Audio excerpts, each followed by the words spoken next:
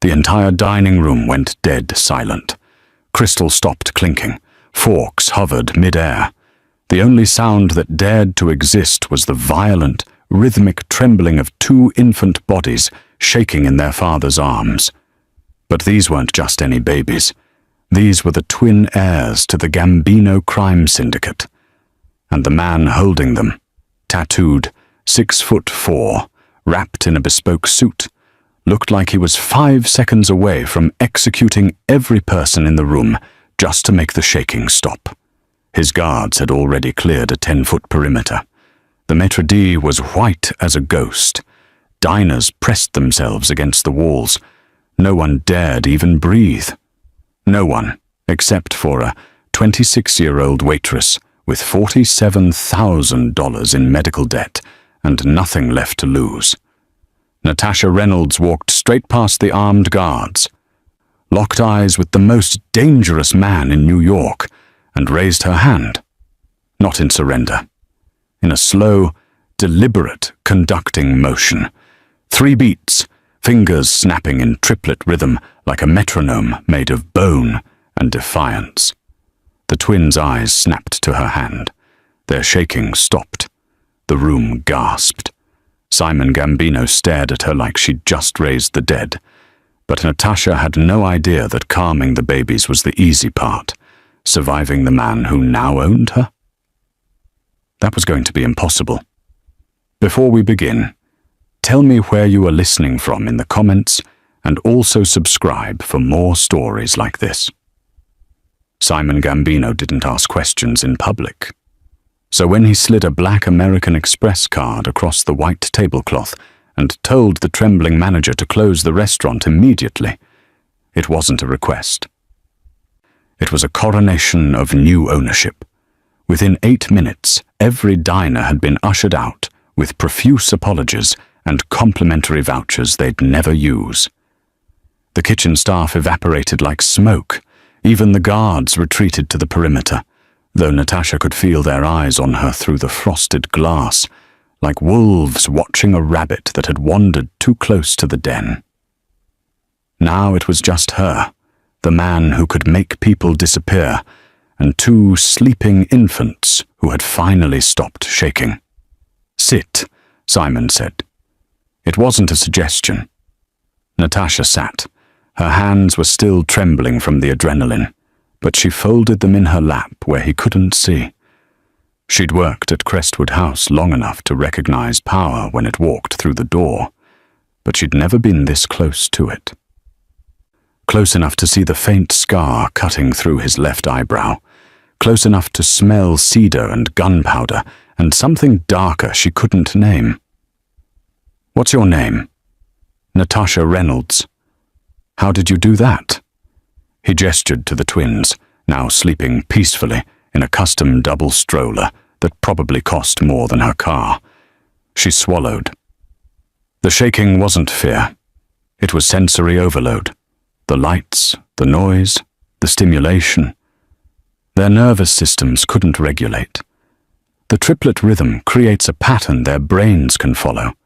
It's called rhythmic entrainment. Simon's eyes narrowed. "You a doctor?"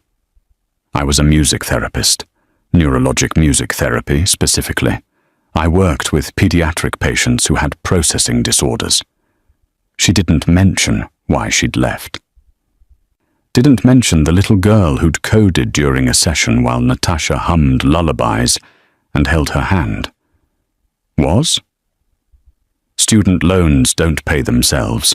Therapy positions don't exactly cover Manhattan rent.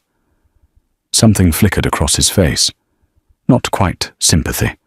More like recognition. Like he understood what it meant to be buried by circumstances beyond your control. He leaned back, and Natasha noticed for the first time that he hadn't let go of the stroller handle. Even sitting, even interrogating her, his hand stayed connected to his son's. Their mother died 3 months ago. Overdose. The doctors said the babies were born dependent. They've been like this since. He stopped himself, jaw tightening. No one's been able to calm them. Not the nannies, not the specialists, No one. They need consistency, Natasha said quietly. Routine. A caregiver who understands that their bodies are constantly fighting invisible battles. It's not about stopping the shaking. It's about teaching them they're safe. Simon studied her for a long moment. Then he pulled out his phone, typed something, and slid it across the table. Natasha looked down at the screen. It was a contract. A salary number stared back at her. $250,000. Annual. Plus housing. Plus benefits. Her throat went dry. What is this? A job offer. You move into my penthouse tonight. You take care of my sons. You teach me how to do what you just did. His voice dropped, and suddenly the temperature in the room plummeted. And you don't ask questions about anything else you see or hear. Understood? Every rational cell in her body screamed to run. This man was dangerous. His world was dangerous. She'd be walking into a gilded cage with a predator who smiled with too many teeth. But then, she thought about the eviction notice taped to her apartment door. The collection agency calls she'd stopped answering. The way her hands shook every time she walked past the pediatric wing at Mount Sinai because she couldn't afford to finish her clinical hours.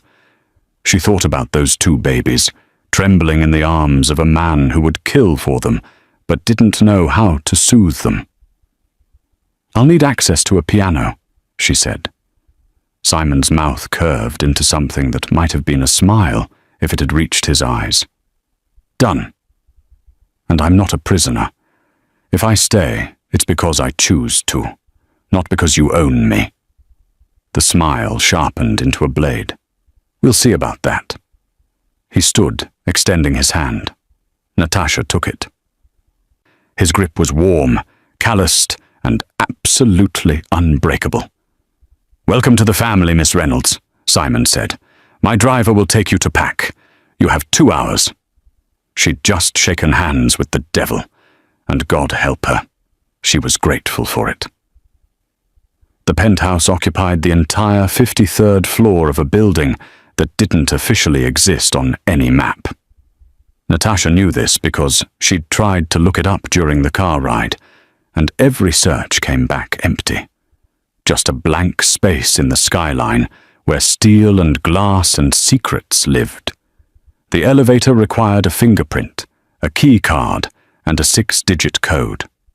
When the doors finally opened, Natasha stepped into a world that smelled like leather and money and something metallic she tried not to think about. Floor-to-ceiling windows overlooked Manhattan like a kingdom awaiting orders. The furniture was all sharp angles and dark wood, art on the walls that was probably stolen from museums, and not a single photograph anywhere. It was beautiful in the way a mausoleum was beautiful, cold, untouchable, built to intimidate. "The nursery's this way," Simon said, leading her down a hallway lined with doors she suspected she'd never be allowed to open. He stopped at the last door on the right and pushed it open. Natasha's stomach dropped. The room was a bunker. That was the only word for it. Bulletproof glass windows, reinforced steel door with a deadbolt that belonged on a bank vault, and walls painted in clinical white that reminded her of hospitals and autopsies. 2 cribs sat in the center like afterthoughts, bare except for thin mattresses and monitoring equipment that blinked red and green in the darkness. No mobiles. No color. No warmth. "This is where you're keeping them." Her voice came out sharper than she intended. Simon's expression hardened. "This is where they're safe. This is where they're terrified." She stepped inside, running her hand along the cold wall. "Look at this place. It's a cell. You've built them a prison, and you're wondering why they can't stop shaking. Watch your mouth." His tone could have cut glass. "Or what? You'll fire me. Go ahead." She spun to face him, adrenaline overriding every survival instinct she had. "You hired me to help them, so let me help them. This room is sensory deprivation. They need texture, color, sound. They need protection. Simon moved closer, and suddenly the space between them felt like a live wire. There are people who would gut them just to send me a message. That glass is 3 inches thick. That door can withstand an RPG. This room keeps them alive. And miserable. Natasha held her ground, even though her heart was trying to punch through her ribs. You can have security and humanity at the same time, unless you want them to grow up thinking the world is a white box with cameras. Something flickered in his eyes. Anger, maybe. Or recognition. Then he reached for his hip. Natasha's breath stopped as he pulled out a Glock 19, black and efficient, and started to set it on the changing table next to a stack of diapers. Absolutely not. She moved before thinking, putting herself between him and the table. Simon froze. "Excuse me? You do not unholster a weapon within 10 feet of those cribs, ever. I don't care if the building's on fire." His jaw tightened. For 3 seconds that felt like 3 hours. Neither of them moved. The air pressure in the room changed. Natasha could feel the barely leashed violence in him, the part that had built an empire on fear and broken bones. "You're in my house," he said quietly, too quietly, giving me orders. "I'm doing my job." Her voice didn't shake. Small miracle. "You want me to teach you how to keep them calm? Step 1. Stop treating this nursery like an armory. They can smell the gun oil. They can feel your tension. Every time you walk in here ready for war, you're telling them the world isn't safe. The world isn't safe. Then teach them how to survive it. Don't teach them to be afraid of their own father." The words hung in the air like a grenade with the pin pulled. Simon stared at her. Then, slowly, deliberately, he holstered the weapon and took 2 steps back from the cribs. "Anything else, Miss Reynolds?" "Paint the walls blue. Buy soft blankets. Get a white noise machine, and stop looking at them like they're a liability." His expression was unreadable. "They cost me the woman I loved. They've made me a target. And now they've brought a mouthy therapist into my home who doesn't know when to shut up." He moved to the door, paused. "But you're right. They deserve better than this." He left without another word. Natasha exhaled for what felt like the first time in an hour. She'd just won a battle, but the war had only started. The twins were named Luca and Marco, though Simon said the names like prayers he didn't believe in anymore. Natasha learned this at 3 in the morning, when one of them woke up screaming, and she found Simon standing in the hallway, fully dressed, staring at the nursery door like it was the gates of hell. "You going to help or just stand there?" she asked, brushing past him. He followed her inside, watched as she lifted Luca, or maybe Marco, she was still learning to tell them apart, and held him against her chest, her hand tapping a steady rhythm against his back. 1-2, 1-2, 60 beats per minute, the exact tempo of a resting human heart. The crying stopped within 30 seconds. Simon looked at her like she'd performed surgery with her bare hands. "It's not magic," Natasha said, settling into the rocking chair she'd had delivered that afternoon. "It's biology. Their nervous systems are dysregulated because of the prenatal drug exposure. They're constantly in fight or flight mode. The heartbeat rhythm tells their bodies they're safe. That someone's alive and holding them. Show me. I am showing you. No." He stepped closer. "Teach me. I need to be able to do this." There was something raw in his voice, something that sounded like desperation, wrapped in pride, wrapped in steel. Natasha stood, still holding Luca, and gestured to the chair. "Sit." Simon sat. For a man who probably hadn't taken orders in a decade, he obeyed with surprising grace. "Hold out your arms." He did. Natasha carefully transferred Luca into his father's grip, watching as Simon's entire body went rigid with tension. The baby immediately started to whimper. "Relax," she said. "I am relaxed. You're holding him like a grenade. He can feel your stress." She moved behind the chair, leaning over Simon's shoulder. Close enough to smell cedar and coffee and the faint scent of gunpowder that seemed to live in his clothes. "Breathe.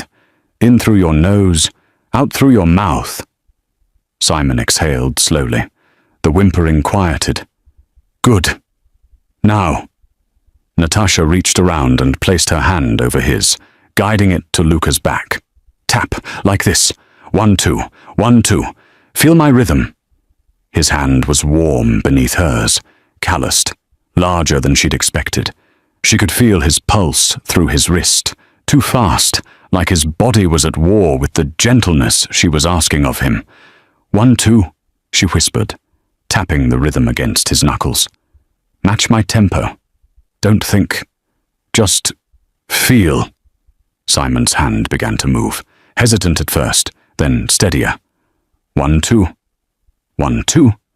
The same rhythm she'd used in the restaurant, the same pattern that had stopped the shaking. Luca's eyes fluttered closed. Natasha felt Simon's entire body shift beneath her. The tension drained out of his shoulders. His breathing deepened, and for the first time since she'd met him, he looked almost peaceful. "He's asleep," Simon said, voice rough. "You did that."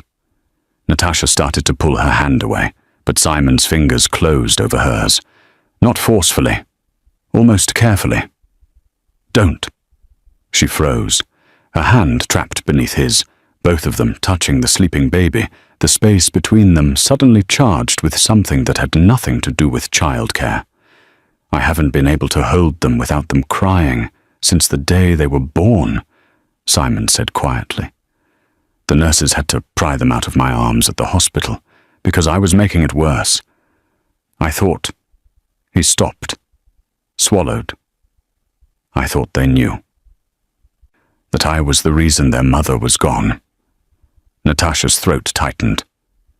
"That's not how babies work, isn't it?" He turned his head slightly, and suddenly his face was inches from hers. This close, she could see the exhaustion carved into the lines around his eyes, the grief he wore like a second skin. "Everything I touch breaks, Miss Reynolds. Everyone I love ends up dead or destroyed. Why would they be different?" "Because you're learning," she whispered. "Because you're here at 3 a.m, asking me to teach you. Because you care enough to try." Something shifted in his expression.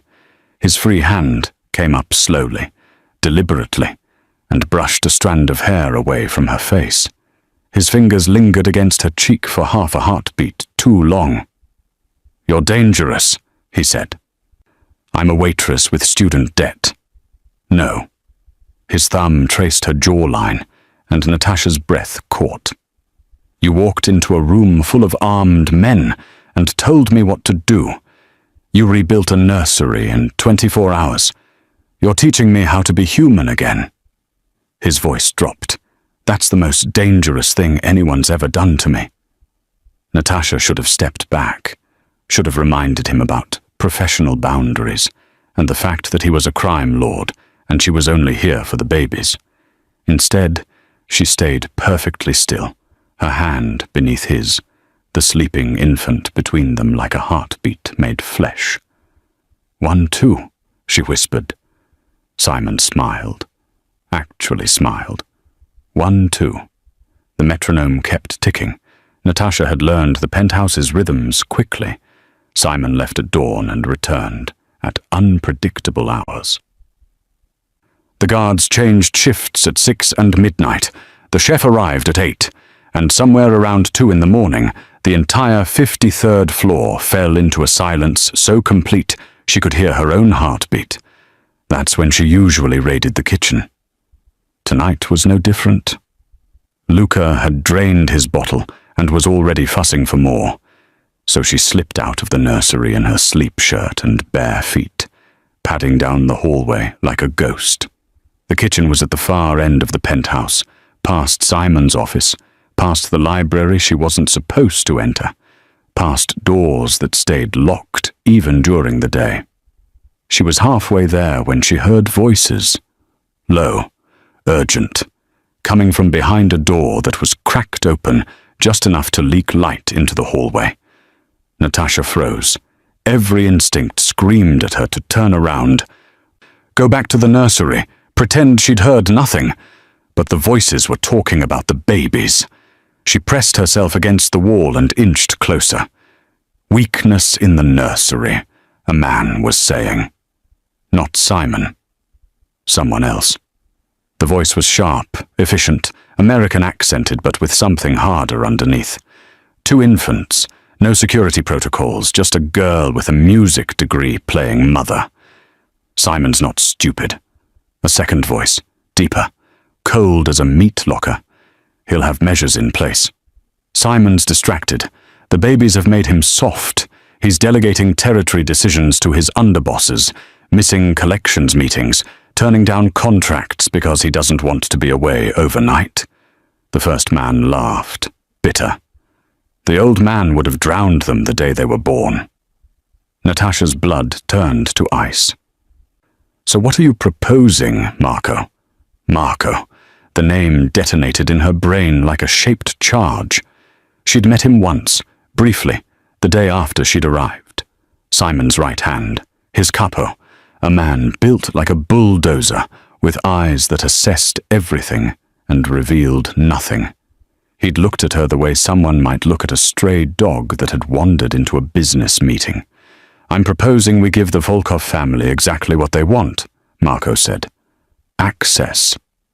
You want to hand them the heirs to the Gambino syndicate? The second voice sounded incredulous. Simon would gut you alive. Simon won't know until it's done. We stage it right, make it look like a breach, like the Volkovs found a weakness in our security. They take the twins. Simon goes to war like he should have done 6 months ago, instead of playing house with a waitress. And when the dust settles, we've eliminated our competition, and Simon remembers why he built this empire in the first place. And if the babies don't survive? Silence, the kind that answered every question without words. They're already damaged goods, Marco finally said. Drug babies, weak genetics. The syndicate doesn't need heirs who shake when someone raises their voice. Better to start over. Find Simon a proper woman. Build a legacy that doesn't scream itself awake every 3 hours. Natasha's hand flew to her mouth to stop the sound that wanted to escape. Rage, pure, white-hot rage that made her vision blur at the edges. When? The second voice asked. Saturday night. Simon's meeting with the commission in Queens. He'll be gone for at least 4 hours. The girl puts the babies down around 8. We cut the cameras at 8:30, let the Volkovs in through the service entrance, and by the time Simon gets home, it's already over. And the therapist? Collateral damage. Volkovs can do what they want with her. Honestly, she's probably more dangerous than the babies. Simon listens to her. That ends Saturday. Natasha's legs were shaking. She needed to move, needed to get back to the nursery, lock the door, grab her phone and what? Call Simon. Tell him his most trusted lieutenant was planning to murder his children? Would he even believe her? She'd been here less than 2 weeks. Marco had been at his side for years. She took 1 step backward, then another. The floorboard creaked. The conversation inside stopped instantly. Did you hear that? Natasha ran. Didn't think, didn't plan, just turned and sprinted down the hallway on silent feet, her heart hammering so hard she thought her ribs would crack. She made it to the nursery, slipped inside, and locked the deadbolt with trembling hands. Both twins were asleep in their cribs, innocent, unaware that their own family had just signed their death warrants. Natasha leaned against the door, gasping for air, her mind racing through options that all ended badly. Saturday. She had 3 days to figure out how to stop a murder, and she couldn't tell a soul. Natasha waited until morning, rehearsed the words 100 times while she fed the twins, changed them, walked circles around the nursery like a caged animal planning escape routes. By the time Simon returned from wherever he'd been, she'd learned not to ask. She'd built a script that sounded rational, credible, something that wouldn't make her sound insane. She found him in his office, tie loosened, tumbler of whiskey already half empty, even though it wasn't yet noon. "We need to talk." He looked up from the paperwork spread across his desk. Something in her voice made him set down his pen. "What's wrong?" "Last night I went to get milk for Luca and I heard—" She stopped, started again. "Someone in this house is planning to hurt the twins." The temperature in the room dropped 10 degrees. "Who?" "Marco." The name tasted like poison. He was talking to someone about staging a breach, letting the Volkov family take the babies. He said you'd been distracted, that the twins made you weak, that— "Stop." Simon stood slowly, dangerously. "You're accusing my capo of treason." "I know how it sounds, but I heard him. Saturday night. When you're meeting with the commission, they're planning to— Marco has been with me for 12 years. His voice could have cut steel. He's saved my life, killed for me, bled for me. You've been here 2 weeks and you're telling me he's plotting against my children?" "Yes." Natasha stepped closer to the desk, desperate. "I know you trust him, but I heard what I heard. We need to move the twins somewhere safe. We need to—" The door opened behind her. Marco walked in like he owned the room, which, given the look on Simon's face, maybe he did. He was carrying something small and plastic, a Ziploc bag. "Boss, we have a problem." He didn't even glance at Natasha. "Found this in Miss Reynolds's room during the routine security sweep." He set the bag on Simon's desk.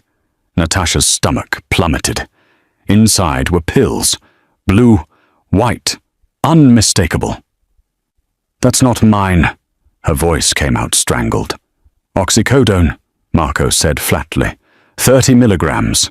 Found it in her nightstand, hidden under some books. Now he looked at her, and his eyes were empty. "You want to explain why you have Schedule 2 narcotics in a house with infant children?" "I don't. Those aren't—" Natasha turned to Simon, panic clawing up her throat. "He planted them. This is what I was trying to tell you. He's framing me so you won't believe—" "Stop talking." Simon's voice was arctic. He picked up the bag, held it to the light. "These are pharmaceutical grade. Where did you get them?" "I didn't." "Simon, please, you have to listen to me." "I pulled her background check," Marco interrupted, pulling out his phone. "She worked at Mount Sinai Pediatric Ward until 8 months ago. Left under unclear circumstances. There's a sealed incident report, and look at this." He showed Simon the screen. 3 separate prescriptions in her name from different doctors. Classic doctor shopping behavior. Natasha felt the walls closing in. "Those were for a patient I was helping a family navigate." "You're a music therapist," Marco said. "You can't write prescriptions, so either you were stealing them or you were manipulating doctors. Either way, you're an addict with access to vulnerable infants." "Simon." Natasha grabbed the edge of his desk, her knuckles white. "Look at me. You know me. You've watched me with Luca and Marco for 2 weeks. Have I ever seemed impaired? Ever missed a feeding? Ever put them in danger?" Something flickered in Simon's eyes. Doubt, or maybe just the dying ember of trust.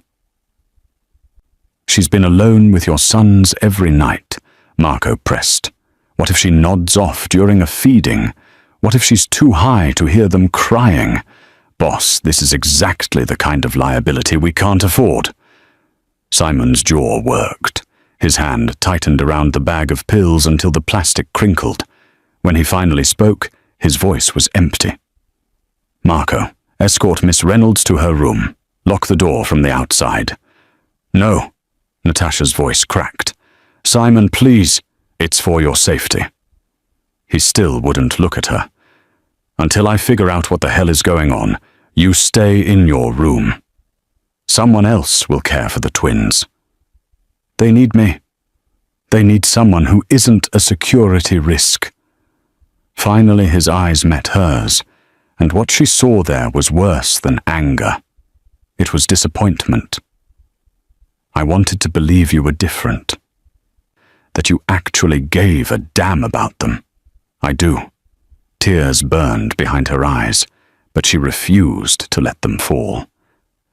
And Saturday night, when Marco lets those men in and your sons disappear, you're going to remember this conversation.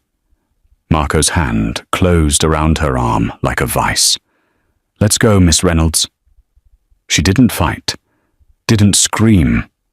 Let herself be marched down the hallway to her room like a prisoner, because what was the point? Simon had made his choice. 12 years of loyalty versus 2 weeks of miracles. The door locked behind her with a sound like a coffin closing. Natasha sat on the bed, staring at her hands, and started planning how to save 2 babies from inside a locked room. She had 48 hours. The screaming started at midnight. Natasha heard it through 2 walls and a locked door, the raw, desperate wails of infants whose nervous systems were tearing themselves apart. She pressed her hands against the door, every muscle in her body screaming to get to them, but the deadbolt held firm. Let me out!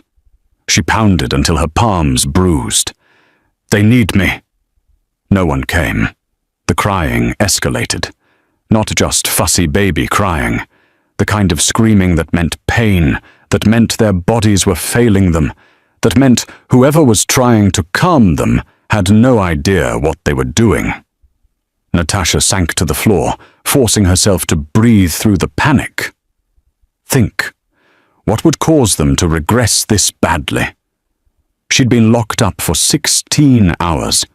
They'd had bottles, been changed, should have been fine with basic care, unless the person caring for them was radiating stress like a nuclear reactor, unless that person was Simon.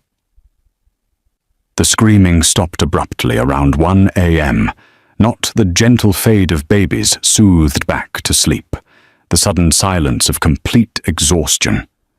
Natasha knew that sound. She'd heard it in the pediatric ward when babies cried themselves into a state beyond comfort. Footsteps in the hallway, heavy, uneven. The deadbolt scraped. The door opened. Simon stood there looking like he'd aged 10 years. His shirt was soaked with sweat, his hair disheveled, his hands shaking. Show me again. Unlock the door first. I did, all the way. No guards outside. No conditions. She stood, meeting his bloodshot eyes. You want my help? You trust me or you don't. Choose. He stepped back, waved off whoever was in the hallway. It's done. Now help me before I lose my mind. Natasha pushed past him and ran to the nursery. Both twins were in their cribs. Faces red and blotchy, bodies limp with exhaustion, still trembling, still caught in that horrible feedback loop where their nervous systems couldn't find equilibrium. She scooped up Luca first, started the rhythm immediately. 1-2. 1-2. He latched onto it within seconds, his breathing synchronizing with her heartbeat. How are you doing that? Simon's voice cracked.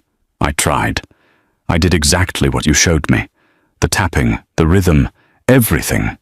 They just screamed harder. Because you're terrified. Natasha reached for Marco, the the baby, not the traitor, and positioned him against her other shoulder, maintaining the dual rhythm. They can feel your fear, your anger. It feeds their dysregulation. I'm not angry. You're furious. She looked at him over the twins' heads. At me, at yourself, at the situation, and they know it.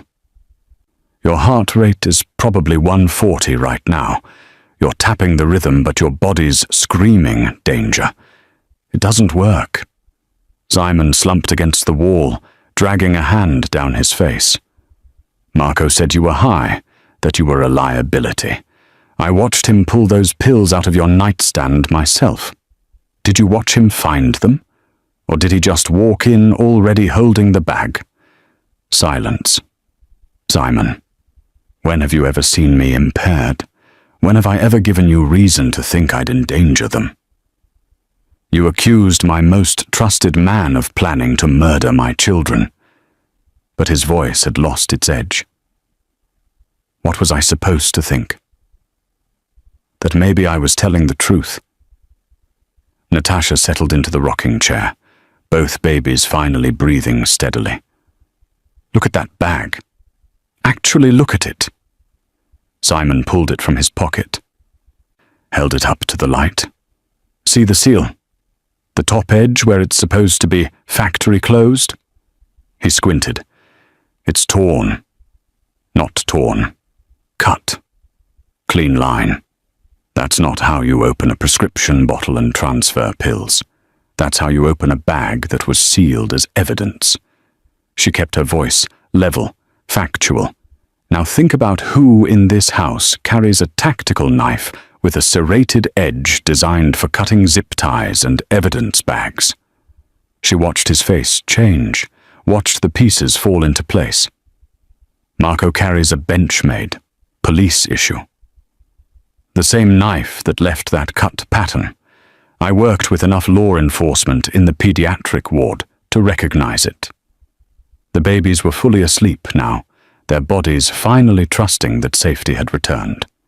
He needed to discredit me before Saturday.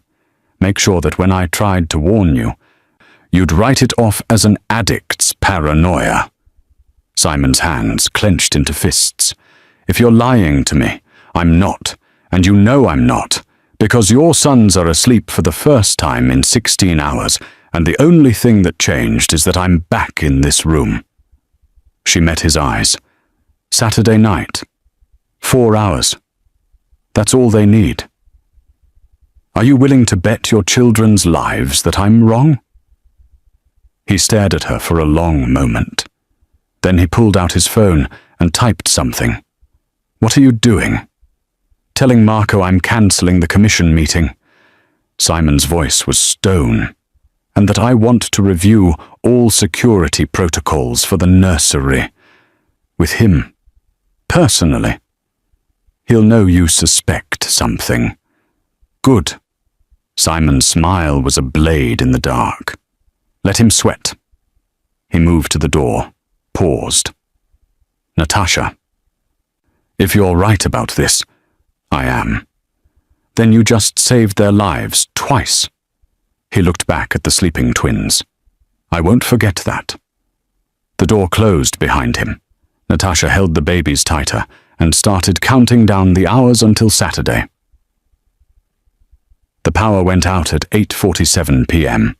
Natasha knew the exact time because she'd been watching the clock like it held her death sentence, counting down the minutes until Saturday crossed over into Sunday, and maybe, just maybe, they'd be safe. The lights died. The baby monitors went dark. Even the ever-present hum of the HVAC system cut out, leaving behind a silence so complete it felt like the building was holding its breath. Then the emergency lighting kicked in, bathing the penthouse in blood red. Simon appeared in the nursery doorway 5 seconds later, gun already drawn. Phone pressed to his ear. Marco's not answering. Neither are 3 guards on the perimeter. His voice was surgical calm, but his eyes were ice and murder. We're compromised. Natasha's heart launched into her throat. She was already lifting Luca from his crib, reaching for his brother. How many? Don't know. Could be 2, could be 20. He grabbed the diaper bag she'd packed, threw it over his shoulder. There's a room 2 doors down, soundproofed, reinforced. It'll buy us time. Us? You and the twins. Move. Now. She ran. Barefoot, twins clutched against her chest, following Simon down the hallway that felt like it had stretched into miles. Every shadow looked like a man with a gun. Every sound could have been footsteps. Simon stopped at a door that looked like all the others. Dark wood, brass handle, completely unremarkable. He punched a code into a hidden keypad, and the lock disengaged with a heavy click. The room beyond was smaller than the nursery. Piano in the corner, acoustic panels on every wall, no windows. A panic room disguised as a music studio. Get in. Lock it behind me. Don't open it for anyone except me. You understand? He was already turning back toward the hallway. Wait. Natasha grabbed his arm. You're going out there alone. I've handled worse. But something flickered in his expression. Something that looked almost like fear. Not for himself. Keep them quiet. No matter what you hear. Keep them silent. Simon. He cupped her face with his free hand, thumb brushing her cheekbone. The gesture was fast, almost violent in its tenderness. If I don't come back, there's a phone in the piano bench. Speed dial 1. Tell them the twins need extraction.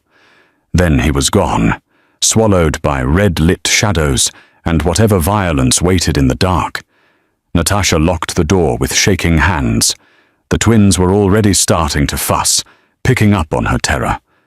She sat on the floor, back against the wall, and started the rhythm. 1, 2. 1, 2. Praying it would be enough. For 3 minutes, there was nothing. Just the sound of her own breathing and the soft coos of the babies as they settled against her chest. Then gunfire exploded somewhere in the penthouse. Not the clean, suppressed pops from movies. Real gunfire. Deafening, even through soundproofed walls. 3 shots. 5. A full magazine emptying in rapid succession. The twins' eyes went wide. Natasha pressed them tighter against her, humming low in her throat. Maintaining the rhythm even as her whole body wanted to shake apart. More gunfire. Closer now. Just outside the door, maybe? Or in the hallway, impossible to tell. Shouting in a language she didn't recognize. Russian, maybe. The sound of something heavy hitting the floor. Please let it not be Simon, please! Glass shattered. Someone screamed, a man's voice, high and terrified, and then suddenly cut off. More shots. The tactical precision of Simon's Glock versus the spray of automatic weapons. Luca started to cry. Shh, baby, shh. Natasha rocked him, tapping the rhythm against his back, but the soundproofing worked both ways. The battle outside was muffled, but present, and the babies could feel the vibrations through the floor. I've got you. You're safe. I've got you. A body slammed against the music room door, hard enough to rattle the frame. Natasha stopped breathing. The handle jiggled. Once, twice. Someone testing to see if it was locked. She looked around for anything she could use as a weapon. The piano bench, a music stand, nothing that would stop a man with a gun. The jiggling stopped. Footsteps retreated. Then Simon's voice, cold and flat. Wrong room. 2 shots. The wet sound of something hitting the floor. Natasha closed her eyes and kept humming, kept rocking, kept pretending that the man she was falling for wasn't executing people 10 feet away from where she sat with his children. The gunfire continued for another 4 minutes, an eternity measured in heartbeats and prayers. Then silence. Real silence this time, heavy and complete. Natasha waited, counting her breaths. The twins somehow still calm in her arms because she refused to let them feel her terror. A knock on the door. 3 taps. Pause. 2 taps. Natasha. It's me. It's over. She recognized his voice but didn't move. How do I know it's really you? 1, 2, Simon said through the door. The rhythm. That's how you taught me. 1, 2. Her hands shook as she unlocked the door. Simon stood in the hallway covered in blood that wasn't his. His shirt was torn, his knuckles split, his eyes dark with the kind of violence that couldn't be unseen. 4 bodies lay in the hallway behind him. Marco, she whispered. Ran when the shooting started. Simon's voice was empty. He'll wish he'd died here when I find him. He looked at the twins in her arms, still calm, still trusting. Something cracked in his expression. Get them out of here, Natasha said. Away from this. They can't see. I know. He reached for Luca, and despite everything, despite the blood and death, his hands were gentle. I know. Simon had been gone for less than 90 seconds when Natasha heard it. The scrape of metal on metal. Slow. Deliberate. Someone picking the lock from the outside. Her blood turned to ice. She'd moved the twins to the floor behind the piano, the only cover in the room, and was crouched over them like a shield made of flesh and desperation. The rhythm had kept them calm through the gunfire. But now her heart was hammering too hard to maintain it. The lock clicked. The door swung open. The man who entered was built like a truck. Tactical vest strapped with ammunition, assault rifle sweeping the room with professional efficiency. He spotted her immediately. His eyes were flat, dead. This wasn't personal for him. This was a job. He raised the rifle. Wait. Natasha's voice came out steady, somehow. You're here for them, right? The babies? Let me move. I'm just the help. I don't matter. The mercenary's finger moved to the trigger. You matter enough to die. Natasha's hand closed around the tuning fork she'd left on the piano during yesterday's session. Medical grade. 4096. Hertz. The highest frequency she owned, originally designed for neurological testing. She struck it against the piano's edge and jammed it directly into the microphone input of the speaker system Simon had installed when she'd demanded music equipment. The sound that erupted was unholy, a high-frequency shriek that bypassed the ears and went straight into the brain like an ice pick through the skull. The kind of sound that triggered immediate physical pain, disorientation, nausea. The mercenary's hands flew to his ears, rifle dropping, his face contorting in agony. Natasha didn't think. She grabbed the piano bench, solid oak, 20 pounds, and swung it like a baseball bat into his knees. He went down hard. The rifle clattered across the floor. Natasha kicked it away, keeping the tuning fork pressed to the microphone, maintaining that awful, piercing wail. The mercenary was on the ground, trying to get up, blood streaming from his nose where the frequency had ruptured something delicate. She heard footsteps pounding down the hallway. Simon! Her voice barely carried over the sound. The mercenary's hand found his belt, pulled a knife. Even half blind with pain, he was trained enough to be lethal. He lunged. Natasha twisted away, but not fast enough. The blade caught her shoulder, a line of fire that made her vision white out for a second. She fell backward, the tuning fork finally separating from the microphone. The terrible sound stopped. The mercenary rose, knife raised, and then Simon was there. He came through the door like a force of nature. No hesitation, no mercy. Grabbed the mercenary's knife hand mid-swing and twisted until something snapped. The man screamed. Simon's other hand closed around his throat and slammed him into the wall so hard the acoustic panels cracked. You touched her. Simon's voice was a whisper. Somehow that was more terrifying than shouting. You made her bleed. Simon, don't... Natasha started, but the words died as she watched his face. There was nothing human in it, just cold, precise rage. The mercenary tried to fight, threw a punch that Simon absorbed without flinching, tried to knee him in the groin. Simon caught his leg and used it as leverage to drive him into the floor. The sound of the impact was sickening. Simon hit him. Once, twice, kept hitting him until the struggling stopped, until there was nothing left but meat and bone and the wet sound of fists meeting flesh. "Simon, he's done. Stop." Natasha's voice finally broke through.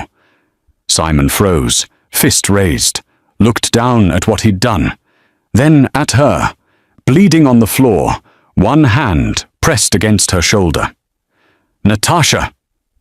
He scrambled toward her, hands already reaching, then stopped when he saw them covered in blood. "Christ, how bad is it?" "Shallow. Hurts like hell, but I'll live." She was already checking the twins, who were somehow still calm behind the piano. The tuning fork frequency hadn't affected them, too high for their developing auditory range. Small miracles. Are there more? No, that was the last one. Simon pulled off his shirt, pressed it against her wound. His hands were shaking. "You used the speakers as a weapon. You gave me a soundproof room and a PA system. I worked with what I had." She winced as he applied pressure. "You're bleeding too." He looked down like he'd forgotten. There was a gash across his ribs, deep enough that she could see muscle. "Got clipped on the stairs. It's nothing." "That's not nothing. You need stitches." Later. He cupped her face with bloody hands, searching her eyes. "You could have hidden. Could have stayed behind the piano with them and waited for me. Why did you fight?" "Because he would have killed all three of us." She covered his hands with hers. "Because someone had to." Something shifted in his expression. That careful control he always maintained cracked completely, and what she saw beneath was raw and desperate and completely unguarded. "I can't lose you." His forehead pressed against hers. "I can't lose any of you. Do you understand? I can't." "You didn't." She kissed him. Didn't plan it. Didn't think about the blood or the violence or the bodies in the hallway. Just pulled him closer and kissed him like they weren't broken and bleeding on the floor of a crime scene. "We're alive, all of us." Simon kissed her back like she was oxygen, and he'd been drowning. Behind them, one of the twins started to cry. They broke apart, both reaching for the sound, even now, even in this. Family. 3 weeks later, the penthouse looked different. The nursery walls were painted soft blue, like Natasha had demanded that first day. Mobiles hung from the ceiling, casting gentle shadows. The bulletproof glass was still there. Some realities didn't change, but now there were curtains to soften it. Texture, color, life. The rest of the penthouse had changed too, in ways harder to quantify. The doors stayed open more. Light came in. Simon smiled occasionally, and when he did, it reached his eyes. Marco's body had been found in the East River 2 days after the siege. Simon hadn't said a word about it, and Natasha hadn't asked. Some questions had answers that didn't need speaking. Now she sat in the music room, her music room, Simon had started calling it, playing Debussy while the twins did tummy time on a blanket nearby. They were getting stronger. The shaking had decreased to occasional tremors, usually only when they were overtired. They tracked movement better, smiled more. Luca had laughed for the first time yesterday, and Simon had looked at him like he'd witnessed a miracle. The piano was mid-phrase when she sensed him in the doorway. She'd learned to feel his presence, the way the air pressure changed when he entered a room. "Don't stop," Simon said. "I like listening."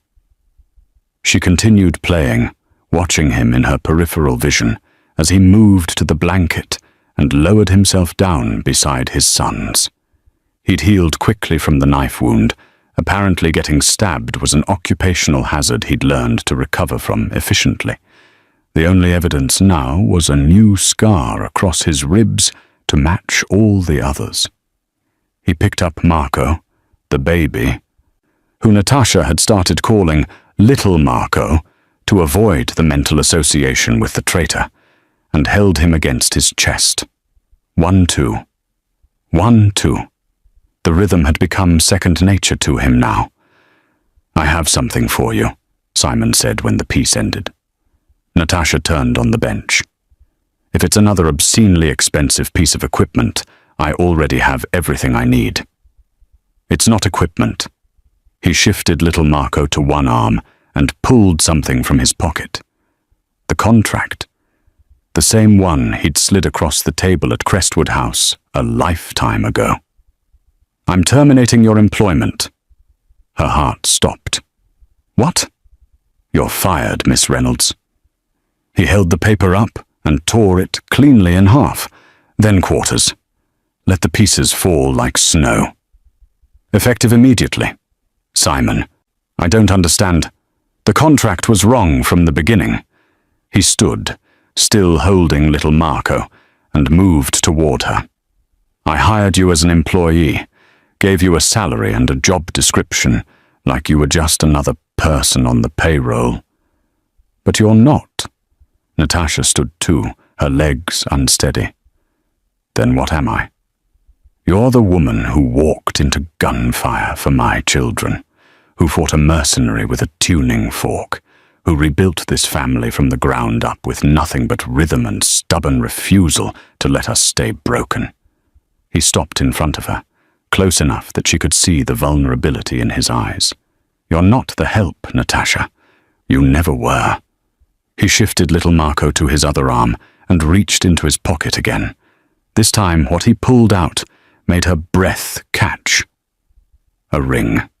Simple platinum band with a single diamond. Nothing ostentatious. Perfect. "I'm asking you to stay," Simon said quietly. "Not as an employee, not as hired help, as my partner, as their mother, as the matriarch of this family." His voice roughened. "As my wife." Natasha's vision blurred. "You're proposing to me?" "I'm telling you I can't do this without you, that I don't want to, that these boys need you and I—" He stopped, started again. "I love you. I don't know when it happened. Maybe when you yelled at me about the gun in the nursery. Maybe when you taught me how to hold them without them crying. Maybe when you stood between them and a man with a rifle." He took her hand. "But I know I love you, and I'm asking you to choose this. Choose us." The twins chose that moment to make identical cooing sounds from the blanket, like they were voting. Natasha laughed through tears. "That's not fair. You're using the babies as props." "I'm using every advantage I have." Simon's thumb traced her ring finger. "Is it working?" She looked at him. This man who had been a stranger, holding screaming infants in a restaurant, who had become someone she couldn't imagine her life without, who had learned gentleness for his sons and opened his fortress for her, who had killed to protect them and would kill again without hesitation. She looked at the twins, Luca and little Marco, who had stopped shaking when she held them, who smiled when she sang, who were becoming whole despite the trauma they'd been born into. She looked at the ring, simple and perfect, and thought about the woman she'd been 2 months ago. Broke, alone, running from debt and grief and the ghost of a little girl she couldn't save. That woman had walked into Crestwood House expecting another shift serving rich people who didn't see her. This woman was being offered a family. "Yes." The word came out steadier than she expected. "Yes, I'll stay." Simon slid the ring onto her finger, and then he was kissing her, Little Marco squeezed safely between them, the baby making protesting sounds that might have been annoyance or approval. When they finally broke apart, Luca had rolled himself over on the blanket and was staring up at them with wide eyes. "Show off," Simon muttered, but he was smiling as he scooped him up too, both twins in his tattooed arms, sleeping against his chest, trusting him completely. Natasha leaned against his shoulder, studying the ring on her finger, and thought about rhythm. How everything in life came down to finding the right tempo. The right pattern. The space between beats where healing happened. 1, 2, she whispered. Simon kissed the top of her head. 1, 2. The metronome kept ticking, and for the first time in longer than she could remember, Natasha felt like she was home.